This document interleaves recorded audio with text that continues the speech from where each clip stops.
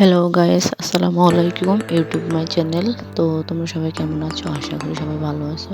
আজকে নতুন একটা ভিডিও নিয়ে হাজির হলাম, ঠিক আছে? এই যে দেখতেছো আমার মামুনিটা ভীষণ ঠান্ডায় ভুগতেছে, ঠিক আছে?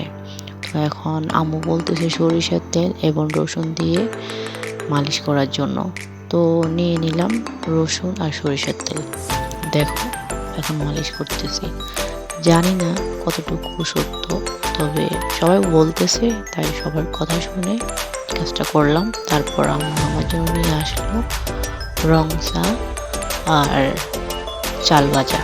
দেখতেই পাচ্ছ তোমরা আমার আর আমরা আম্মু দুজনেই। আর চাল ভাজা আর রং চা আমার ভীষণ ফেভারিট, ঠিক আছে? তো রং চাটা কি দিয়ে বানানো হলো? রং চাটা বানানো হলো লেবু পাতা দিয়ে, ঠিক আছে? লেবু পাতার রং চা কিন্তু ভীষণ মজা, তোমরা ট্রাই করতে পারো। আমার কিন্তু ভীষণ ফেভারিট। আমি এটা মাঝে মধ্যে খাই, আর বাবু ঠান্ডা লাগার পরে আম্মু এটা আমাকে বেশিই দেয়, কারণ এটা আমার ভীষণ পছন্দ। তো তারপরে আমি আম্মু দুজনে বসে বসে খাচ্ছিলাম, ঠিক আছে? তো হঠাৎ করে আবার আম্মু বলতেছে সরিষা দিয়ে ভর্তা বানাবে আমার জন্য। এই যে দেখো সরিষা দিয়ে ভর্তা বানিয়ে গরম ভাত খেলে নাকি বাবুদের ঠান্ডা ভালো হয়, সেটাও ওনারা বলে। আমি কিন্তু জানি না।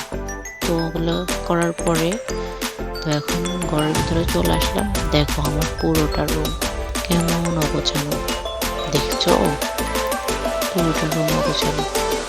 তো দেখো আমার মেয়েটা এখানে শুয়ে আছে।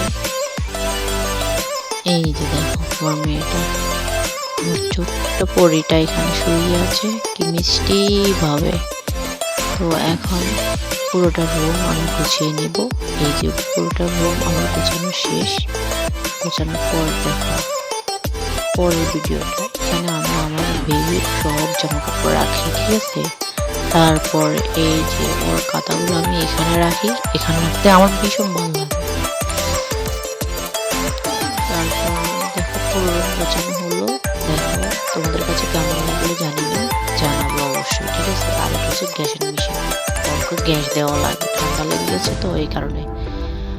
আর এই যে আমার পুরোটা রুম, জানি না কেমন, তোমাদের কাছে কেমন লাগলো তো অবশ্যই জানাবে ভিডিওটা।